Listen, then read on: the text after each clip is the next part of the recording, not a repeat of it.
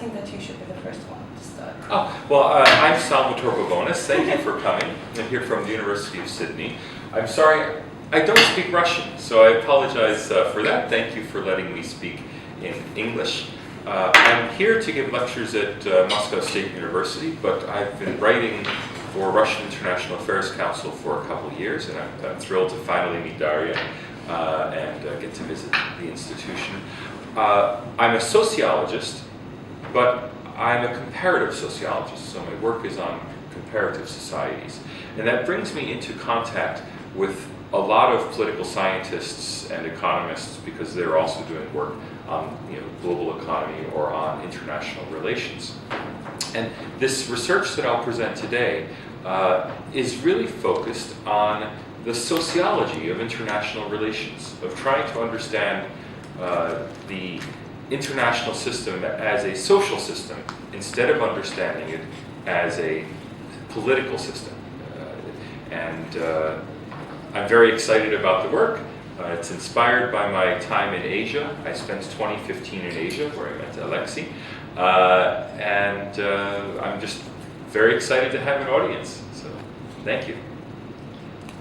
Okay, let me be the next one. My name is Daria and I work at RIAC as a web editor. Which makes me meet really a lot of interest in people like Salvatore and other experts. And I really enjoy my work. This part of my work is really wonderful. China or the USA is not actually my cup of tea. I study Ukraine, I study Belarus and Central Eastern Europe. But still, that doesn't mean that I don't enjoy listening to to discussion on different topics. And also, I have to know what's happening in the world since I'm a web editor. I guess that's it. Shall pass the call to you. My name is Iranian. I'm a political scientist and a research fellow in Institute of Eastern Studies, Russian Academy of Science. Last year I spent in Taiwan as a fellowship visiting scholar. We're introducing ourselves. Okay. That's my colleague. I'm here at RIAC, So, I'm interested specialized in the Middle Eastern issues, in politics and Middle East, Russian politics. My name is Nikolai. I also work at Daria's team, we're like editors, and I'm a graduate of Moscow State University Institute for African and Asian Studies, and my major was China history actually, so I'm kind of familiar with what is Ming China, and now I would like to know more about your study on how you compare the US and the Ming China. I think it's kind of fun. Right, great. My name is Amber. I'm Chinese, Chinese citizen. I've been studying in the US for 6 years, and I'm a third-year student in university outside of Boston. But right now What university? Wellesley College. Wellesley. Yeah. And right now I'm on an exchange program at McGill. So I study Russia and Russian history and politics. I'm here because I saw the event shared by Gilead, and I'm of course very interested in Chinese history, looking through different perspectives especially.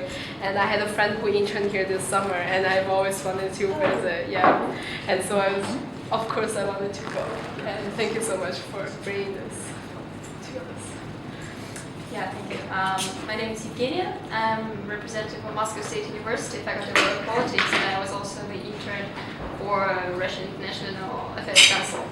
So my sphere of interest is basically international security, but nonetheless I actually am keen on studying everything which is connected with the international relations theory in general. And just as soon as I realized that you will somehow apply to the world systems theory and try to analyze both the interconnection between Chinese history and the US current situation, I decided that I need to jump at the chance and listen to you. But you haven't been coming to my globalization lectures at NGU. I didn't see the advertisement, unfortunately, but if I could, I would for sure attend that. Good. And the last but not the least. My name is Maria. I work here at RIAC on Darius' team. I'm editor of our website. I studied at MGIMO, graduated majoring in world politics from our master's program. So I mostly studied Latin American, majoring in Spanish. Okay, great. So I can just give a brief presentation from memory if you want. If we don't have a computer, that's fine. Yeah, I mean, we do have an event in the conference room right now, and everything's really Yeah, no problem. Perhaps we could bring a laptop and just show. No. Well, if we just have, really, it's fine. I can just. Okay. I'll speak from memory. It's okay if I remember everything. I use the presentation as a well. So first of all, the full presentation is already on my YouTube site. Okay. So you, if you're interested from what I say, you can go to my YouTube site or ask me for a link, and I can send you a link to the full presentation. It's been evolving with each iteration, but the version on the YouTube site is only 2 or 3 months old, so it's more or less the same as I would say today. Let me go back to the famous end of history essay Francis Fukuyama wrote in 1989. I see you rolling your eyes because all of you have read the essay. I want to ask you, have you read the essay or have you heard about the essay? Also have that. Okay. Because if you've read the essay, you should realize you've heard of it. You've read it. Okay. If you've read the essay, you should realize 2 important points that get missed in all of the discussions. I mean, when Francis Fukuyama is interviewed, every time he's interviewed, they ask him, do you still think it's the end of history? And he seems almost embarrassed. He's tired of answering the question. It's like, oh, well, that's not what I meant, and I'd like to talk about my current work. Okay. I don't think he realized how important the essay was. Even he didn't realize. There are 2 important points I'd like to remind you about. First, it was written in 1989, before the breakup of the Soviet Union, 2 years before Solidarity won the election in Poland, before, it was published after Tiananmen Square, but it was published before Tiananmen Square. I'm sorry, written, it was published in July 1989, but to publish something in July 1989, it had to have been written in 1988. So it was written before Tiananmen Square. The Tiananmen Square was June 1989, Tiananmen Square massacre. It was written before the fall of the Berlin Wall. Okay, so the first thing I want to do is situate the essay. It was prescient. It was, I think, very visionary to understand the end of history before history ended, right? Because in 1988, none of these events had happened yet. The second thing I'd like to point out is that Fukuyama did not say that the United States was the end of history. He said that the universal homogeneous state was the end of history. His model for the universal homogeneous state was the European Union, which I think is probably wrong, but that was his model. Okay. This idea of the universal homogeneous state comes from the work of George Hegel. And George Hegel is the great theorist of the state and of the nation state. Hegel believed that people could only be free, truly free, to do what they want in life in the context of a nation state. That a nation state provided the support structure for people to pursue freedom. Hegel was writing against Rousseau. Rousseau said freedom is the freedom to take off all your clothes and run in the wild. And Hegel said, no, that's a very trivial freedom. If you have no support of a nation and a state behind you, you can only do trivial things like eat acorns. Right? If you really want to be free to create, you have to be in society. Okay. One follower of Hegel, much later follower of Hegel, was Alexander Khrushchev. who I believe was originally Russian. The Russian moved to France, Russian emigre. I'm pretty sure he was born in Russia. I don't know what his ethnicity was. Alexander Khrushchev was a prominent Hegelian in the 20th century. And Khrushchev was very influential in starting the European Union, in helping create an intellectual basis for the European Union. And I think the reason Fukuyama thought that the European Union was the end of history was that Khrushchev explicitly attempted to help design the European Union as the end of history. Khrushchev interpreted Hegel to say that the end point of history was a state. Everybody should be in a state. That the state should be universal. He didn't really define universal, but obviously it means, in some sense, everybody is a member. And homogeneous, meaning that there are no distinctions within the state. According to Khrushchev, Hegel thought that the French Revolution was the universal homogeneous state. France would, the French revolutionary armies would conquer the world. The whole world would be French, and embrace the revolutionary ideal, and it removed class distinctions. No nobility versus commoners. But also no bourgeoisie versus proletariat. No black versus white. In the universal homogeneous state, everybody is on an equal basis. There are differences in talent, there are differences in income, but there are no class or systematic differences. So this idea is the universal homogeneous state. Hegel never used the term, and Hegel did not say that the French Revolution was the universal homogeneous state. But Khrushchev said that Hegel said it, and he said it was implicit in Hegel.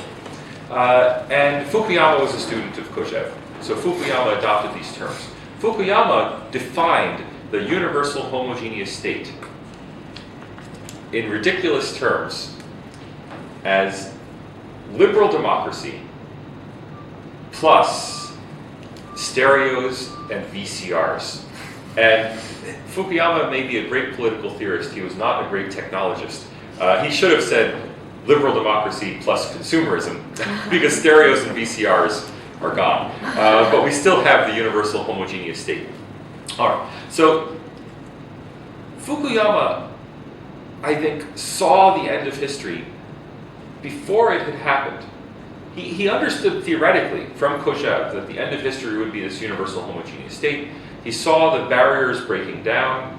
He saw liberalism expanding. He saw that China was becoming more liberal, the Soviet Union was becoming more liberal, and he thought that the end situation would be everyone would live in a country that had a state that was universal, made no class distinctions, no property distinctions, you didn't need property to vote, and also homogeneous.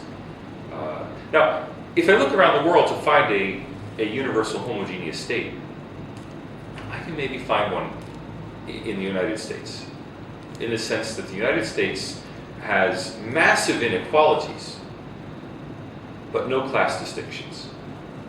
Everyone, if you ask them on surveys, everyone says they're middle class. My Marxian colleagues constantly complain, why doesn't the working class rise up in America? I mean, inequality in America is terrible. Ordinary workers have had no raises in 40 years. 40 years of no progress for wages in America. Yet there's no class identity. Similarly, even though America is a strongly racist society, the United States just elected a black president. Because if someone has black skin, but behaves in a white way, they can become president. Right? There's not the distinction of black versus white, property versus unproperty. These distinctions have, for the most part, disappeared in the United States. So the United States is a homogeneous state. But it's not universal. Right? The borders of the United States end at the Atlantic Ocean and the Pacific Ocean. And so Fukuyama did not see the United States as the universal homogeneous state. But one person did.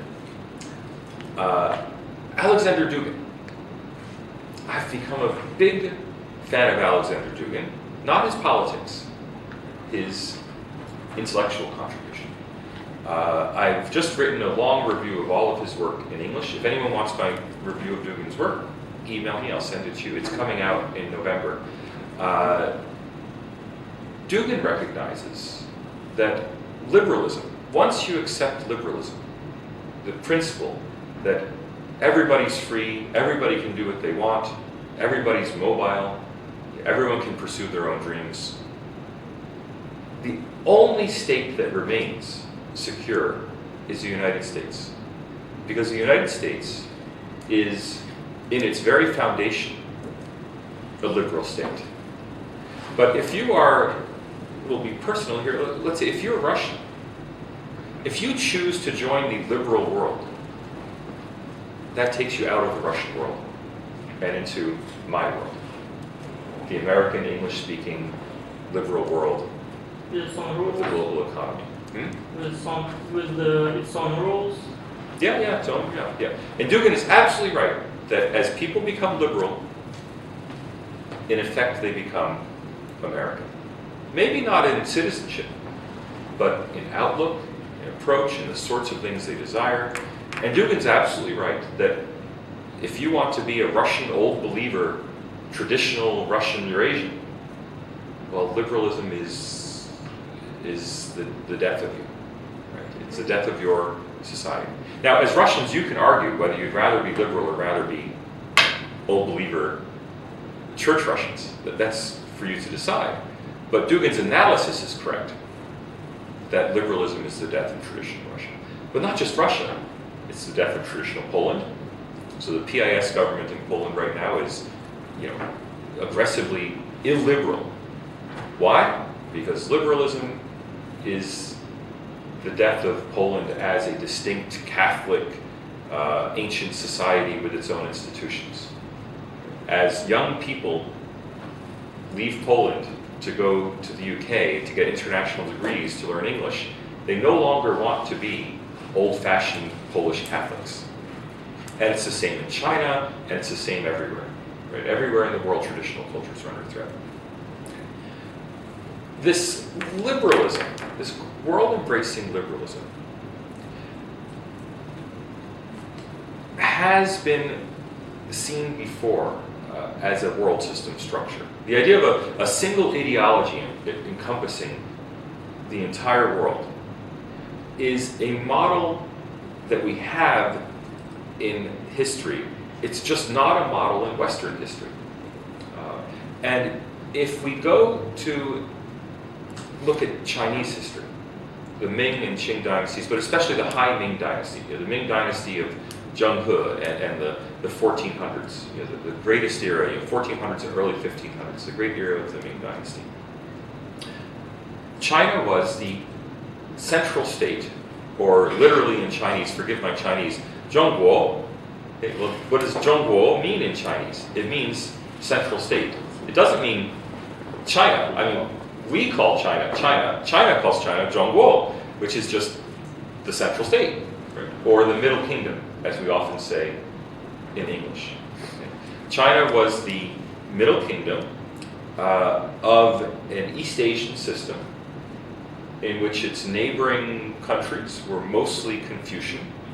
They accepted a Chinese state ideology of Neo-Confucianism, in which leaders of Korea, Okinawa, Vietnam, had to receive a recognition from the Chinese emperor in order to be the king of each country. There was only one central power in the system, and every other power in the system was much weaker. Other countries in the system sent tribute to China, and the acceptance of tribute was evidence of legitimacy.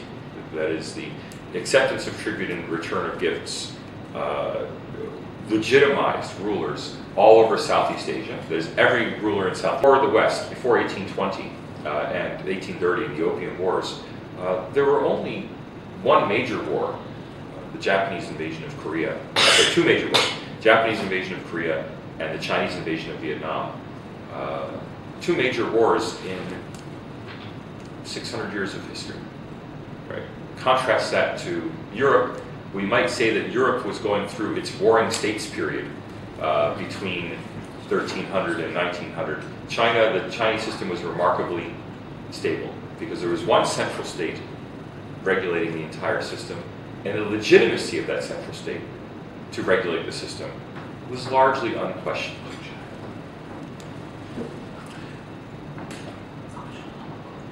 We can think of Ming China as a central state and Confucianism as a legitimating ideology as a precedent for the United States as a central state and liberalism as its legitimating ideology.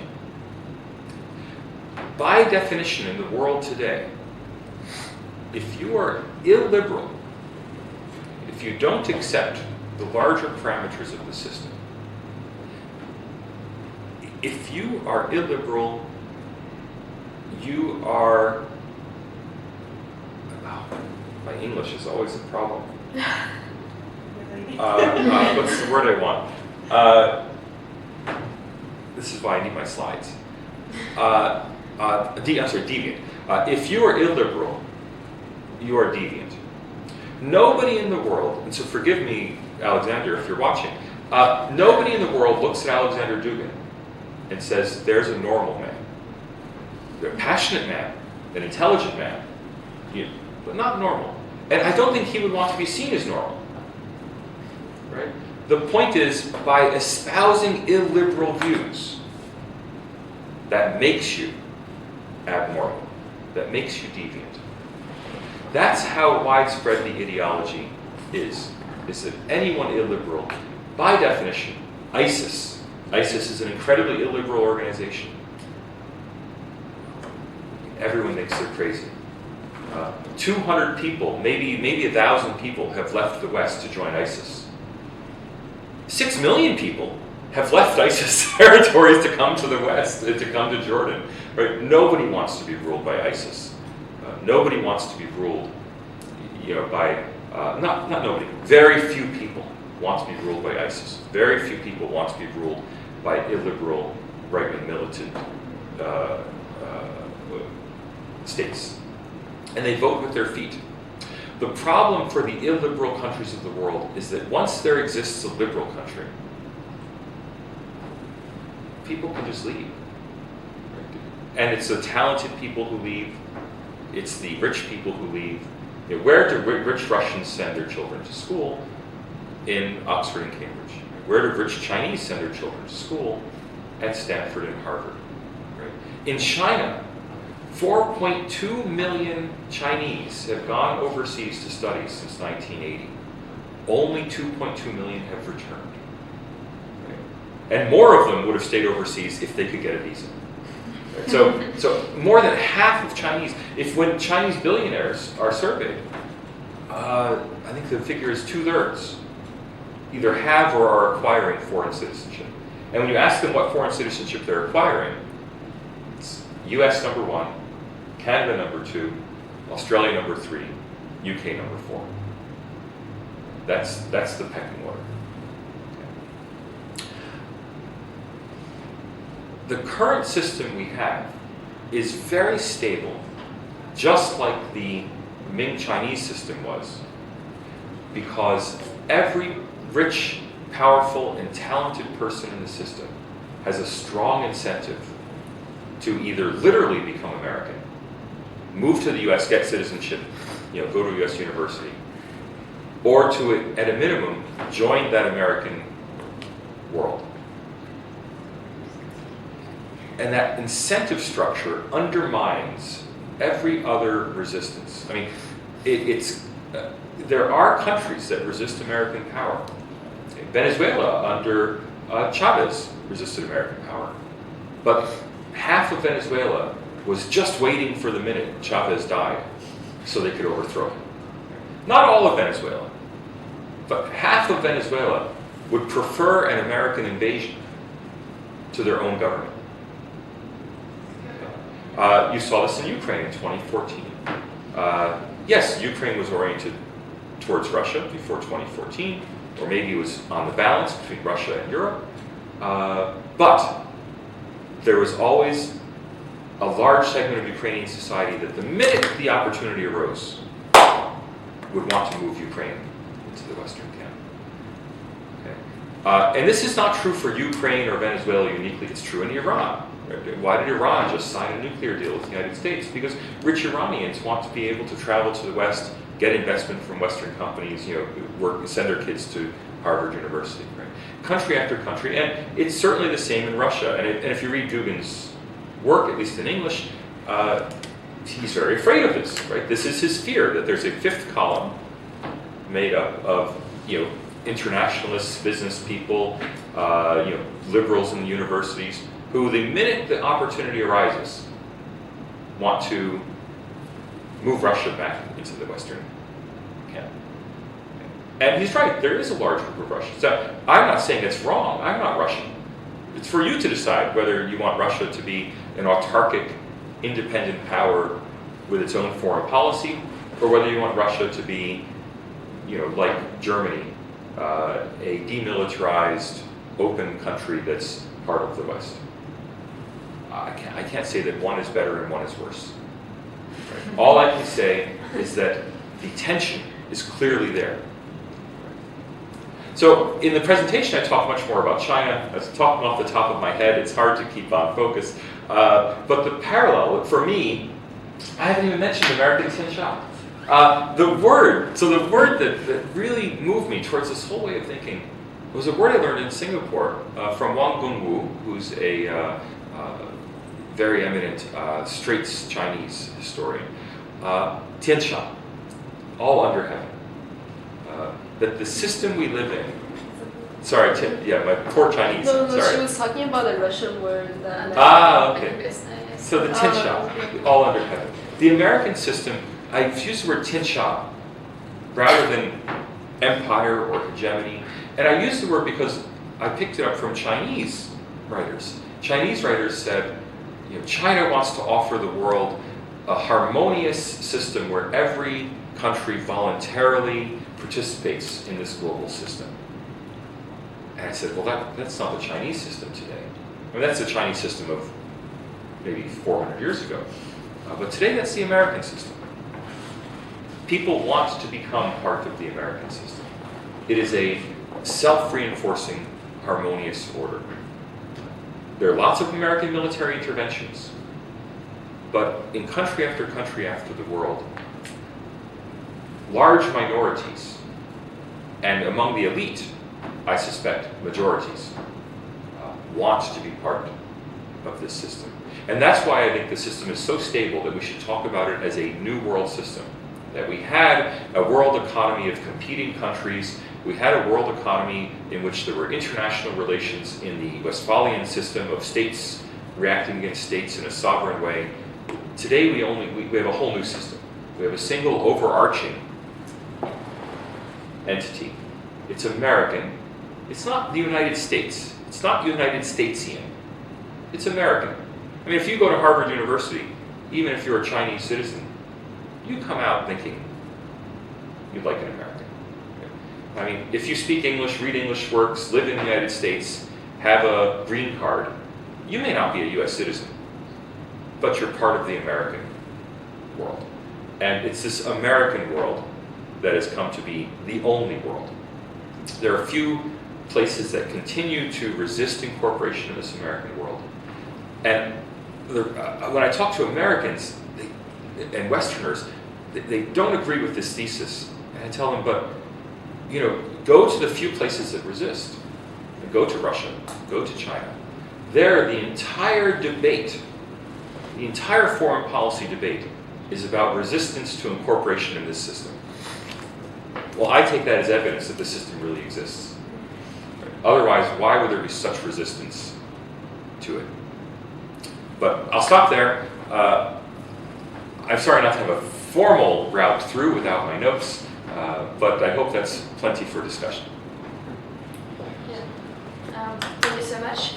If questions are welcome, then I will Yeah, start please. Actually, I have Or arguments, not lots even of questions. but actually the three are the most interesting for me. The first one is, as you know, the 17th and the 18th century were The what in the 18th? 18th The or what in the 18th century? I didn't hear. just what? Start Just over. as you know. Yeah. Yeah. Yeah. The 17th and the 17th and 18th. Yeah, the 17th and 18th century were the time when there was a sort of cooperation form of coexistence between the countries. I mean the European concept that Russia was also a participant to. Of course. And it meant that all of the countries who were part of it, they did not try to oblige another part who Right. was adhering to their personal values. Right. And it meant that Russia was pretty independent and it didn't strive for European values and for just achieving them in any way. It was pretty independent. So in More Europe- importantly, Russia did not impose Russian rule on Yeah, Europe, which it that's had the true. opportunity to do at several points. So what do you think? What was the pivotal moment that now, after which moment the countries should listen to the opinion of some other actors of world stage? What has changed that now at this very moment Russia should probably listen to its counterparts in the international arena? Yeah, we live in a post-Westphalian system. So most of you are probably aware of the Westphalian system of interacting states. I think it's very funny when I hear Western commentators talking about international law and, for instance, the seizure of Crimea. And I think, well, traditional international law would suggest that if you have a dispute with a country, you go to war, you take what you want, and then you have a treaty afterwards. So in a way, the seizure of Crimea is more in accord with traditional international law of nations than with the current the current ideas of how the world should work. But the change happened gradually. I would say it started in 1776 with the Declaration of Independence in the United States. We hold these truths to be self-evident, that all men are created equal, that they are endowed by their Creator with inalienable rights. Among these are life, liberty, and pursuit of happiness. Okay, well, that was limited to men, white men in 1789 with the Constitution. It became all men in 1865. It became all men and women in 1920. Okay, but that idea that there's a place where people can go to be free from all of their constraints and obligations, slowly but inexorably changed the world. In my presentation, I focused on the 1870s and the coming of postmodernity. And postmodernity I define as the idea that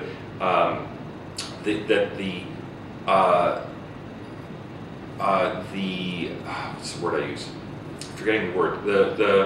The triumph of the individual. The idea that it's individual flourishing is all that matters. But once there's a place, and here again I started to keep talking about Dugin, but I'm completely in accord with Dugin because this is Dugin's argument that once there's a place in the world that anyone can go, anyone who doesn't like their own national world can go and be themselves. All of those national worlds are doomed. It's either joy or decay, because elite people will always, not always, elite people will disproportionately want to go join that. So if I had to give a moment, it's a sliding scale. Obviously 1991 is what made it possible. So the breakup of the Soviet Union made it possible, and in my lectures I use September 11th, 2001 as a symbolic moment when it happened, because I think in the 1990s the United States was not sure what to do with its disproportionate power in the world. After 2001, it became clear that the United States was going to use its disproportionate power in the world to control it. But ultimately it's not about power. I want to get you away from international relations. It's about legitimacy. It's about the fact that, I don't know what your views are, but it's about the fact that people like you in Russia disapprove of Russian uniqueness and want Russia to be a normal country. I mean, how many times have I talked to students and they say what they want for Russia is for it to be a normal country. And what being a normal country means is being aligned into this system. And I just probably, if nobody minds, I will Yeah, give you please, one, yeah. and probably one remark. I think that the problem for Russia was that it didn't manage to make its national interests pretty clear from the collapse of the Soviet Union.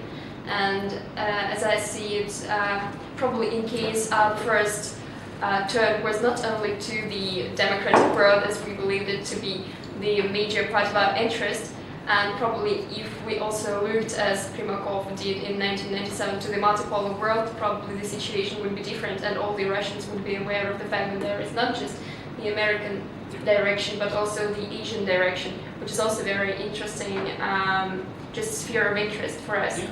So going from this point, I have another question, which is based on our argument on the world systems theory of Wallerstein. You probably remember it's like the existence of core countries, periphery, and half periphery countries. So which place would you give to China in these? Well, China's a classic semi-periphery, but that's beside the point. I think Wallerstein's vision of world systems analysis, I've been involved in world systems analysis for 20 years, and I think we need to move beyond Wallerstein. Wallerstein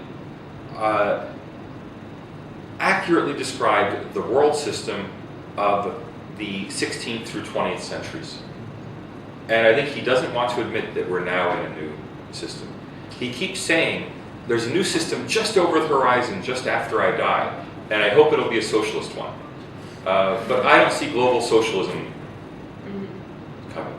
To answer your comment, though, about the differences in policies after 1991, I don't think it would make any difference. If Russia were a little more or a little less powerful is not the point. The point is, who wants to be Russian? Do Latvians want to be aligned to Moscow? Do Poles want to be aligned to Moscow? The point is that do Russians want to be aligned to Moscow? I mean, you're all members of the Russian elite. Think about your friends. How many of your friends, if they were offered a fellowship at Harvard, Yale, or Stanford, how many of them would take that versus how many would take a fellowship at MGU or MGIMO? Right? If they had the opportunity, would they go to Stanford? Or would they proudly say Russian institutions are the best in the world and I want to stay in Russia? I think the numbers, we don't have to do a survey, I think we all know what the answer is. And they also don't want to go to China. If I said Harvard versus Peking University, what's your dream? No one's dream is China. Chinese dream isn't China. I watch a lot of Chinese films. I love Chinese films. Endless number of Chinese films about making it in America. That's the zeitgeist, the ideal of the Chinese dream is not that China will someday be the place I live. It's that I'll make it in America to prove to my friends back home in China how great I am.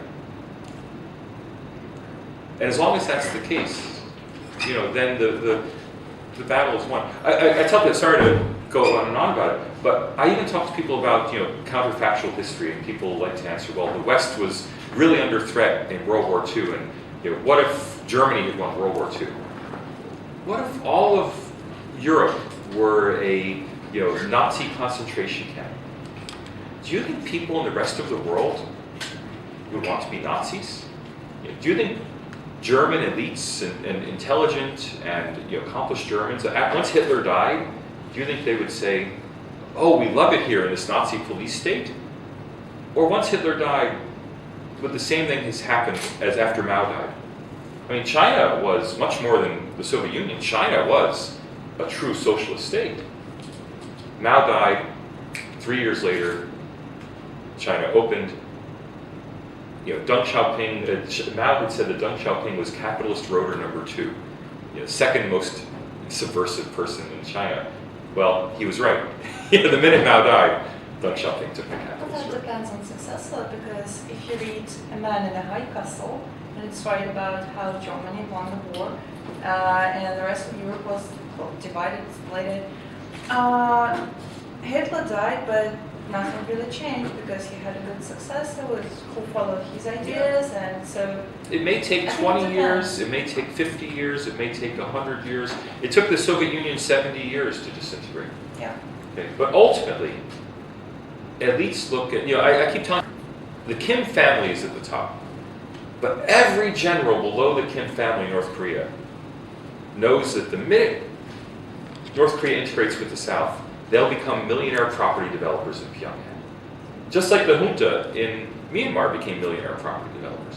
And just like the elite around Yeltsin became millionaire property developers, right? I mean, everybody, so that incentive, once there's that, as Wang Gungwu says, the Jerusalem on a hill, once there's that system there, that America in the distance, it's impossible for other sovereignties to survive in the long term. In the short term, yes, but there's always pressure to undermine. Look, China has to pay for its friends. One Belt, One Road is all about Chinese bribes to subsidize countries to support China International. That's what One Belt, One Road is. Central Asia is irrelevant to China economically. It's all about political support. The Eurasian Union for Russia is about political support. Why does Russia subsidize Russia subsidizes Central Asia. Central Asia doesn't. Central Asia is not some kind of empire for Russia where Russia takes advantage of these countries. Russia subsidizes all of Central Asia for political support. When you have to pay for your friends, the system is not ultimately sustainable. There aren't U.S. Lincoln Institutes around the world that the U.S. pays for to teach you English. All of you study English at your own expense.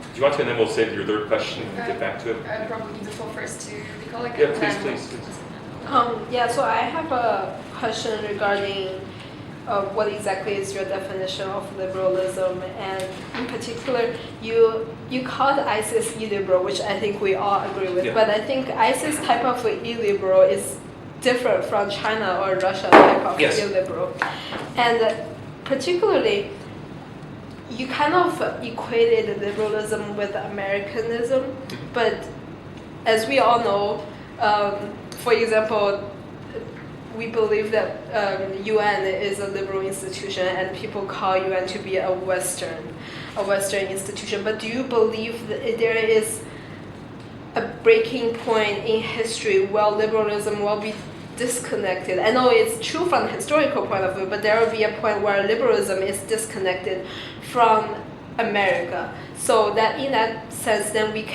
the world can join the liberalism with, I guess, depending on your definition, have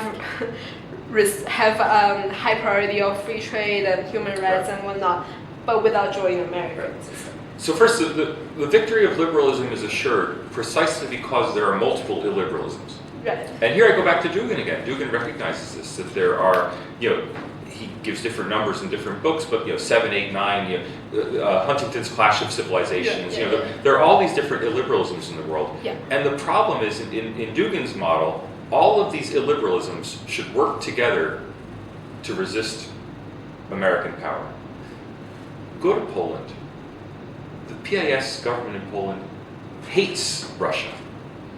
Now, ironically, the PIS government in Poland is promoting the same kinds of policies in a way, as currently dominate in Russia. But various illiberal people don't tend to like each other. Right now, in theory, they could all get together and say, we're Persians, we're Russians, we're Poles, we're Germans. They could all get together and say, to maintain our distinctness, we're going to resist together. But in practice, they hate each other. If it's not hate, at least can't cooperate. Did liberalism have to be American? No, obviously not. It's an accident of history that the biggest liberal country in the world happens to be the richest, largest, that it's this enormous economy, that it's on its own island. I mean, Bismarck is reputed to have said, God favors children drunks, fools, and the United States of America, that they're just lucky. I often think that I often think that Vladimir Putin himself must be very angry that, he ended up running Russia instead of America, because if he had the access to the American resources, he could do such a better job than Donald Trump or Hillary Clinton. I think it must be very frustrating, to have such talent but not have the resources. Yeah. Accident of history. But it's an accident of history that was long in the making. Benjamin Franklin wrote in 1757, when he was living in London.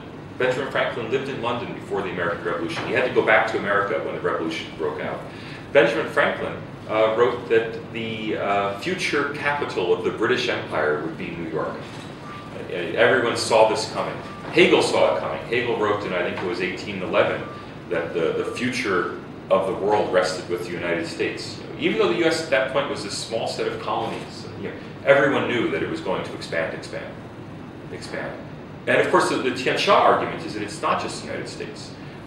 In a different paper, not the one I came to present today, I write about circles of sovereignty, that the Anglosphere, the five Anglo-Saxon countries, Australia, New Zealand, Canada, United Kingdom, US, share entire military interoperability. They completely monitor the world's communications. They easily move back and forth. If you write for an Australian think tank, your work will be picked up by an American think tank in its publications. And they're united in a way that Germany and France are not connected into that system. So there's the five Anglo-Saxon countries, which have a combined population of 500 million. Their population is growing. It's the only developed country. There are five developed countries with growing populations. United States, Canada, UK, Australia, New Zealand. There are five developed countries that have had consistent growth since the financial crisis, since 2009. Those five.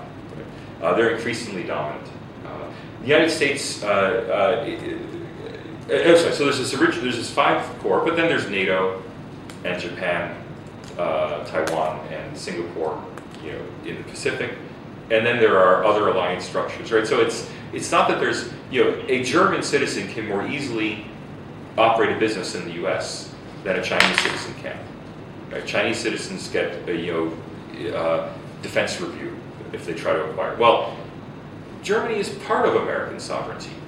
Right? I mean, Germany has substantial local self-governance. Germany doesn't have true sovereignty. Germany has given up sovereignty in exchange for participation in this system. So it's not just America, but the fact that there's an enormous central state makes the system possible. And that's why I use the comparison to Ming China, because again, it was a central state system. Without the big US, no, I think maybe liberalism would not have triumphed. But with the US, that's where we live today.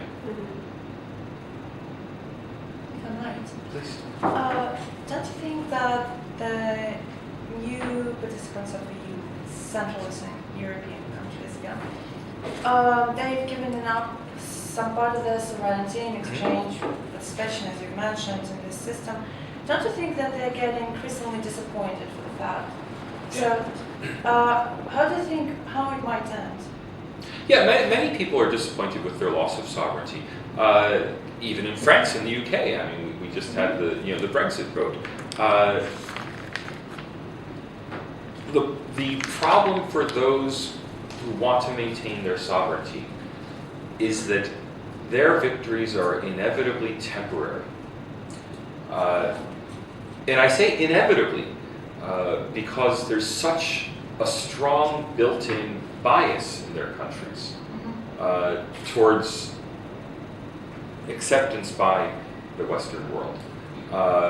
When the Polish government was more liberally oriented under the PO, the last government, there were no protests in the streets against Poland's Western tilt. I mean, Catholics were a little unhappy that maybe gays would eventually be allowed to marry and this sort of thing, but no huge protests in the street. Well, now there's an illiberal government.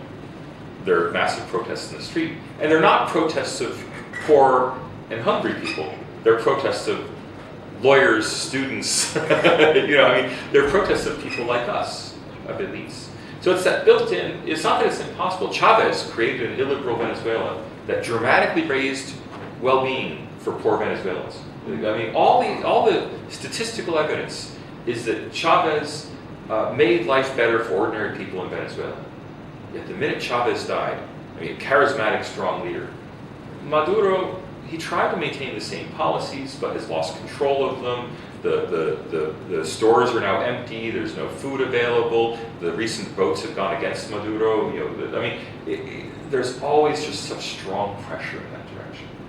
So you're right. There's discontent. There's a lot of discontent. I wrote a book with a Mexican discontent called "The Future of Development." My co-author Gustavo Esteva is active in the Zapatista movement. There's a lot of discontent in southern Mexico about liberalization of Mexico. The Zapatistas are not going to control Mexico. Right? There's discontent, there's resistance. But in the long term, I mean, whenever I say long term, I always want to encourage people, don't think about this year's events. Think in at least decades, and preferably centuries. But the minimum unit of analysis should be a decade.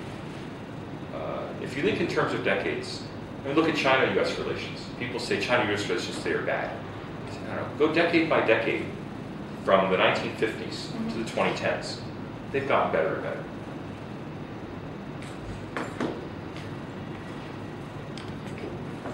Please? No, go ahead. Yeah, I think I just wanted to go on this line of questioning whether some countries are eager to give the portion of their functions to any supervisor or not. Speaking about Latin American countries, the project of free trade American area failed, or at least the role of the project, which was proposed by Bush, was diminished. And after all, the countries united to create their own Mercosur system. They decided to create their own system of security, so they diminished the very role of Organization of American States. So doesn't it show a kind of resistance which seems to be at least a decade long, or I would say even 2 decades long? Yeah, there is resistance. But look at Latin America in the 2010s and compare it to Latin America in the 1980s. Which America? Latin America. Compare South America. If you want to focus Right. compare South America in the 1980s and compare it to South America today. South America in the 1980s was full of explicitly Marxist countries that officially resented U.S. power. Today, it's hard to find. I mean, other than Venezuela, there's nowhere in Latin America that could be characterized as resisting the United States. And in those places where there is some form of resistance, it's strongly undermined by their own elites. And this is why I want to get away from this country does that to that country. International relations Or theory. American interventions. Sorry? Or it's undermined by the American interventions. Oh yeah. But the American interventions are welcome If we will by a large see portion. the story. So I want to say, they're not welcomed Large by, portion of I'm not the saying they're Middle welcomed by the majority of society. I'm saying they're welcomed by a large portion of society. Well, even in the Middle East right now, there are very loud calls for U.S. Intervention in Syria, for U.S. And for continued U.S. support for the government in Iraq. I'm not saying that it's the majority view. I'm saying it's a large portion and perhaps the majority of the elite. And I have here a paper. There is no discussion of nature being a threat to Iran among Iranian political elites, for example. Okay. It's one of the countries in the Middle East. So it's an Iranian professor talking about the U.S. attitudes toward the Middle East. So how we can explain it? How can I explain what? Sorry, I misunderstand. There's no discussion of nature being a threat to Iran among political elites in Iran. And I wrote that. It's an Iranian professor. Oh, Iranian professor wrote that. Yeah, Okay. he wrote about it. How can you explain it? You said about the Exactly, it's not viewed as a threat to Iran. I mean, elite Iranians, I believe overwhelmingly, elite Iranians overwhelmingly want to normalize their relationship with the West, want to be accepted in the West, want to be able to send their kids to top U.S. universities. But still, management is a threat. Oh yeah, no. I want to. So what I want to encourage you to do, in answering both of these questions, I know all of you come from an international relations, or most of you come from a political science, international relations background, and I want to encourage you to consider the possibility that your world is disappearing. That is the world in which we discuss state relations with states. This state resists America, this state resists that state. That's largely disappearing into a world of people, into a world of individuals with social relationships. What does a state mean? I mean, what does sovereignty mean? I mean, if there's a king, we know what sovereignty means. Sovereignty is the will of the king. The ta des moi. I am the state. But in pluralistic states, and this includes, I mean, even the Westerners don't like to say it. This includes Russia, even China. Are pluralistic states with many different competing interests that ultimately form policy. If a major part of the influential people in that state are aligned toward an external fact, and again, this is Dugin's complaint, the fifth column, right? That there are people in Russia who would much rather. I was just talking to them, one of them 2 days ago. I had an interview with one of them. People who would much rather see the current government in Russia disappear and a pro-Western government arise that wants to, drop all the militarism, that want to, get rid of all the visa problems and just align Russia with the West.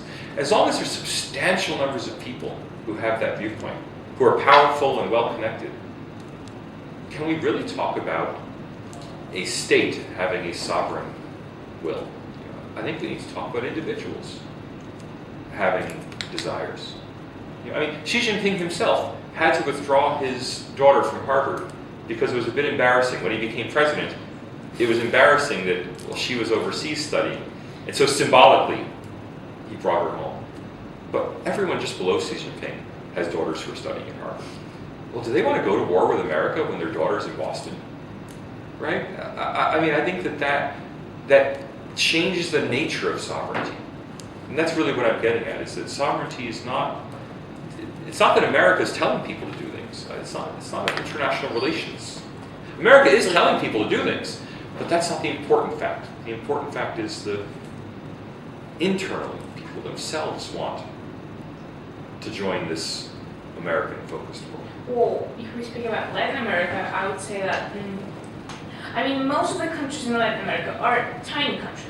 If we don't speak about Argentina, Mexico, and Brazil, so the little ones, they're really upset with the world. They're really upset with U.S. policy, treating them wrong, like they're little countries who don't have any opinion and all that. And basically, they are more interested in their own ties within the continent. They look around to define their policy. They do not really concentrate on what they really need. They look around because their main economic ties are concentrated with their neighbors, and they don't want to, have a conflict with them. So I spent some time in Uruguay last year, and it's a really funny example because it's right in between Brazil and Argentina, and then depending on the situation. When Brazil's feeling a little bit better economically, Uruguay is Brazil's best friend. We're really discontent with American policy. But then, with the change of power in Argentina and Macri coming into power, and when at first was a little bit okay, much better than it is now, with all the process going on, it became Argentina's best friend. So, they do not think in that categories, I would say. So, I have two responses. First, countries have neighbors, and so Uruguay may have international relations with Brazil and Argentina, but I think if you went through a list of the 198 countries in the world and asked, what are their most important diplomatic partners? The United States would be first, second, or third. If you went to Kazakhstan, Russia may be first. China may be second, but the US is going to be third, right? It's always going to be first, second, and third. And it's that systematic orientation. Yes, there are random facts that are orthogonal to that, but that systematic orientation around the world is what creates the structure. Second, I would really like to encourage you, instead of saying, Uruguay feels this. Yeah. People, well, but which people, right? So I'll take cases I know, for instance, in Venezuela, yeah, half the population may be, true red anti-America, but among bankers, among property owners, among industrialists, I think you would find, well, I know because I've seen them in the news, large percentages who actually advocate American intervention to get rid of this damn Maduro government. In Bolivia, the majority of the population is indigenous and wants indigenous rights.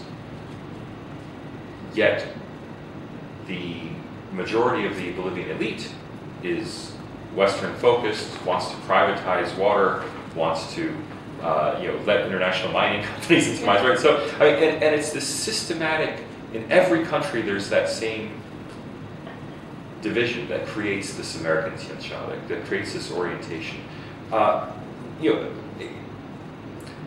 It's the same story in region after region after region everywhere you look in the world. And that's what made me start, it was living overseas that really made me start writing about this. Please.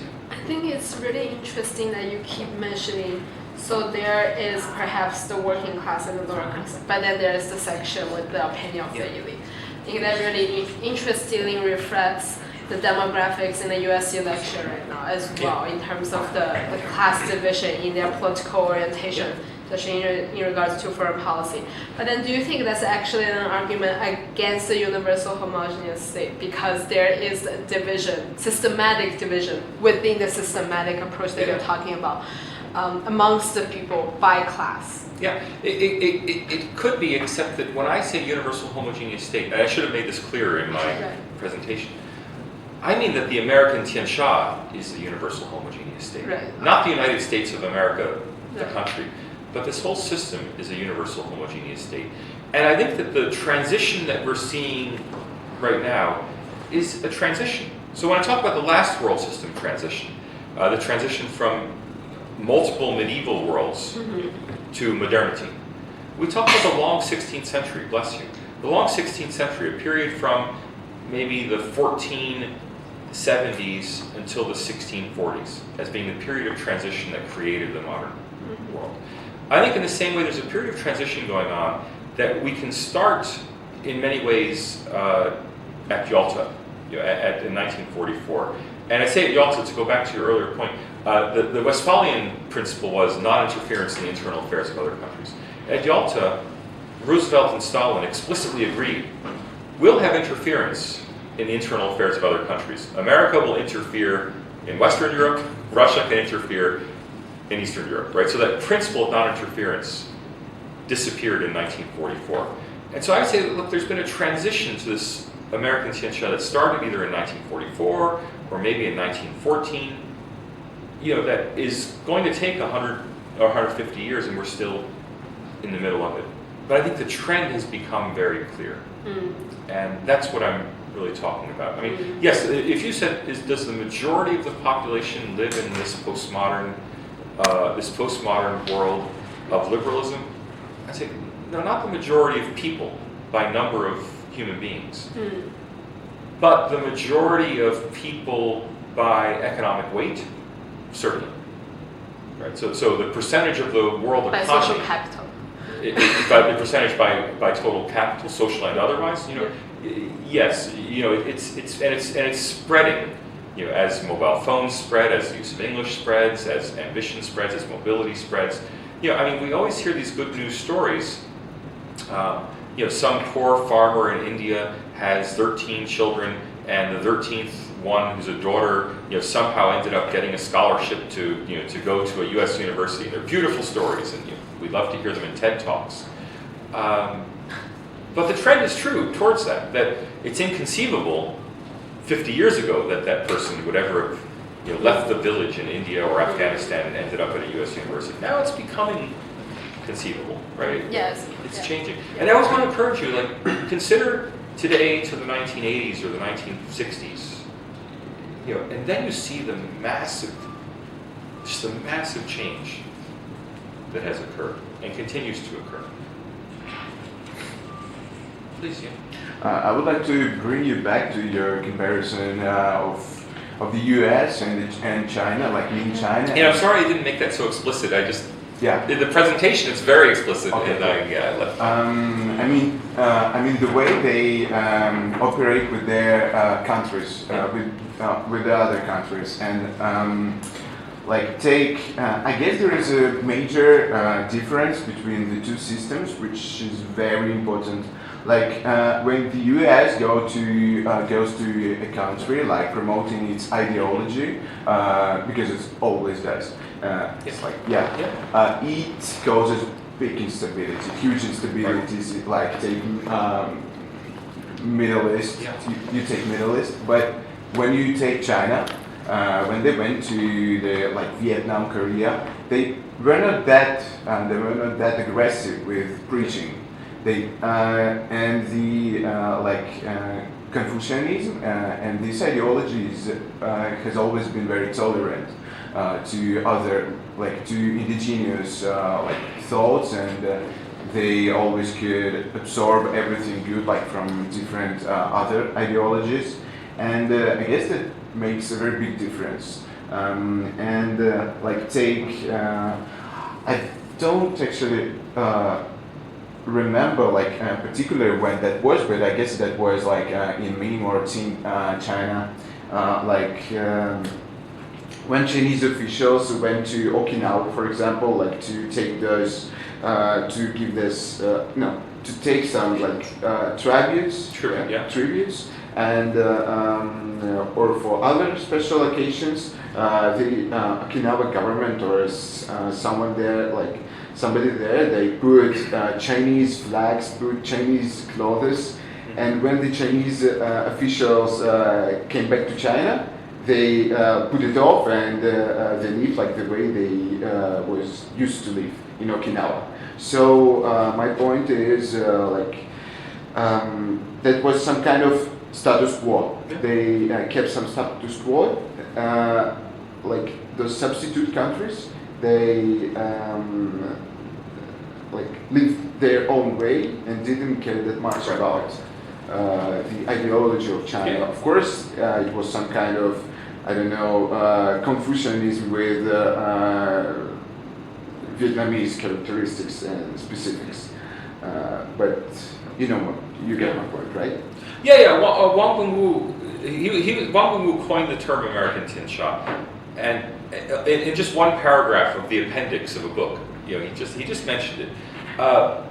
But his point about the American tianxia, he distinguished the American tianxia from the Chinese tianxia as being characterized by a missionary zeal. That was his word. So he saw the big difference being exactly what you've raised, that the American tianxia is actively spread, not simply accepted by others. Is that a good strategy or not?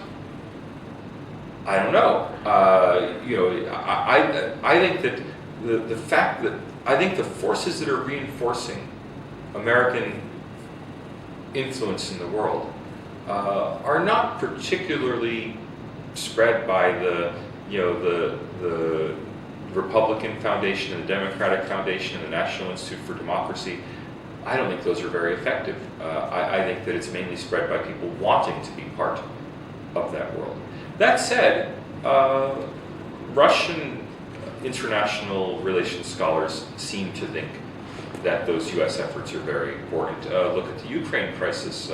When the Ukraine crisis occurred in 2014, I read accusations everywhere, including in the RIAC website, that Americans were funding a fake resistance by holding these seminars at the National Institute for Democracy and funding all of these organizations, and that when the time came, it was people who'd received training from all of these American organizations that led the revolution in Ukraine. Now, I'm dubious of that. Okay, my own view is that Harvard University is much more important to spreading American power than the National Institute for Democracy. But many people in Russia seem to be very worried about the National Institute for Democracy. I mean, in America, we think of that as a trivial, it's a trivial institution, no one even cares about it. But people in Russia seem to be upset about it. So I don't know whether those missionary efforts are really useful. But to me, it doesn't matter. The fact that Shanghai Jiao Tong University created world university rankings, and that 36 of the top 40 universities in its rankings are Anglo-American universities, and I think 32 of them are American, and then there are a few British universities and whatever. That shows me that official Chinese institutions desire to become like American institutions. Chinese institutions want people with US PhDs, they want people to publish in Anglo-American journals. The pressure doesn't come from the National Institute of Democracy, the pressure comes from within. There's a big program in Russia today, it's what the 2020 program for universities, something like that, that Russian universities should have 20% of master's teaching in English and should publish in should publish in recognized journals, but effectively that means Routledge journals, and it means Anglo-American journals and publishing in English, using Anglo-American standards of what an academic paper should be. That's not the National Institute for Democracy. That's elite organizations in their own countries valuing success in the American Tianxia more than they value success in their own systems. I don't think that's good or bad. I'm not endorsing or criticizing. I'm merely presenting it as what I see to be a fact.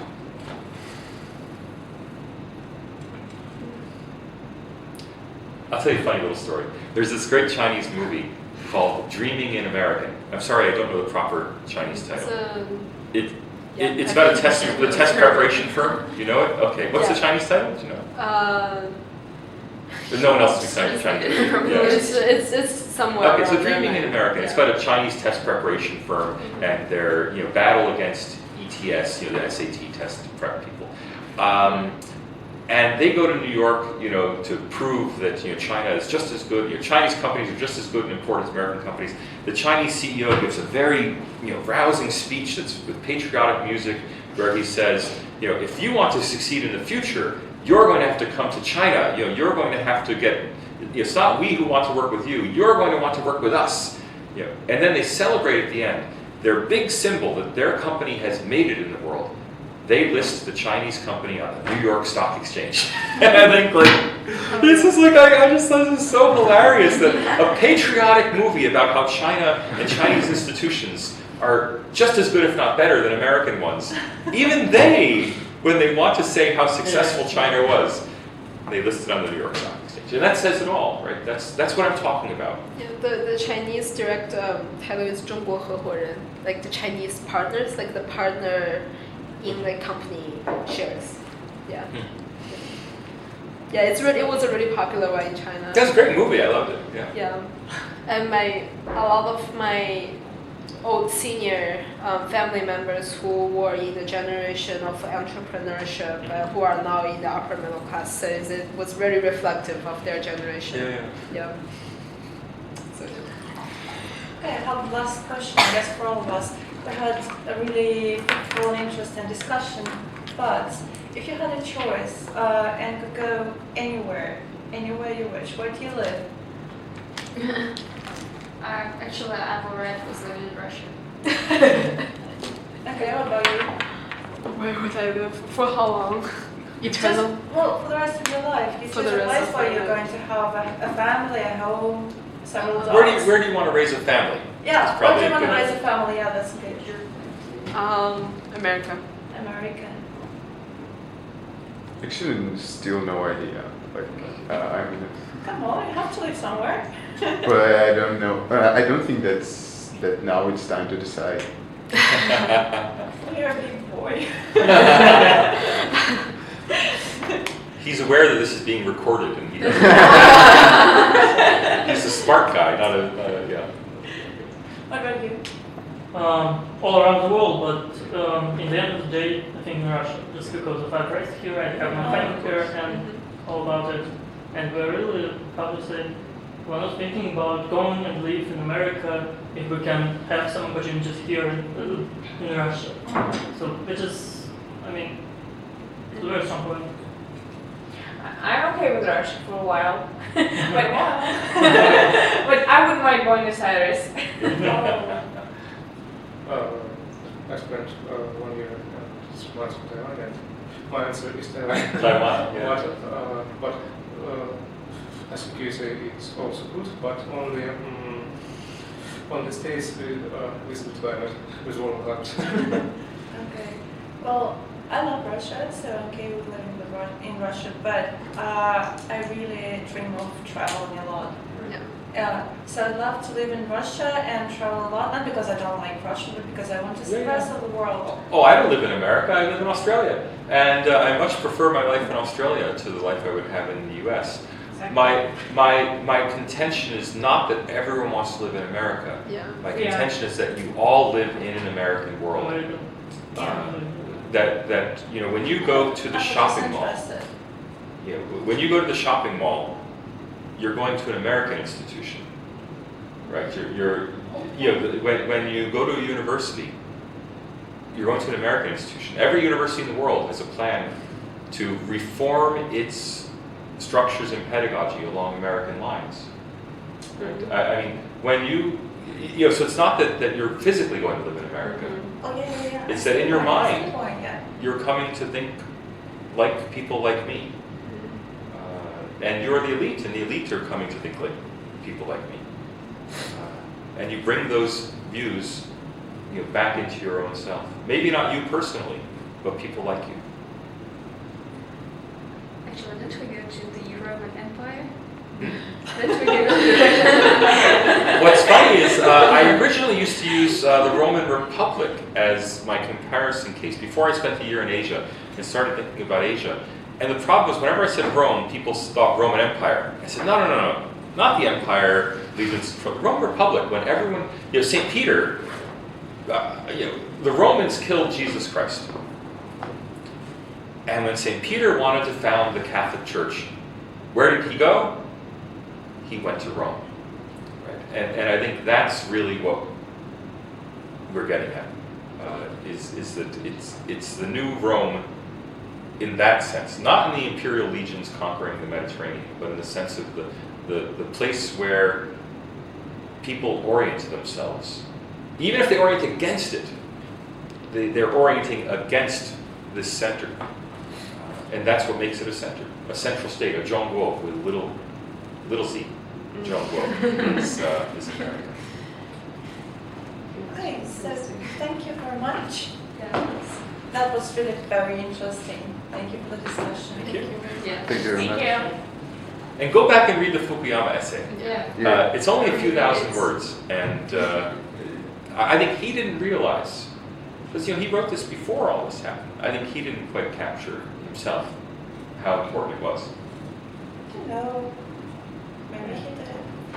You spoke about your YouTube channel. It's like just It's me. attached to your Go to my website, media. click on YouTube, and it'll take you to the channel. All right. Yeah. Thanks. Or email me. I love to be in touch with people. I always love to be in touch. All right. Thank you. Thanks Thank for you coming. so much. Thanks for coming. Office, I guess. Sure. And Alexi was going to join me for lunch, so do you want to hang out or come?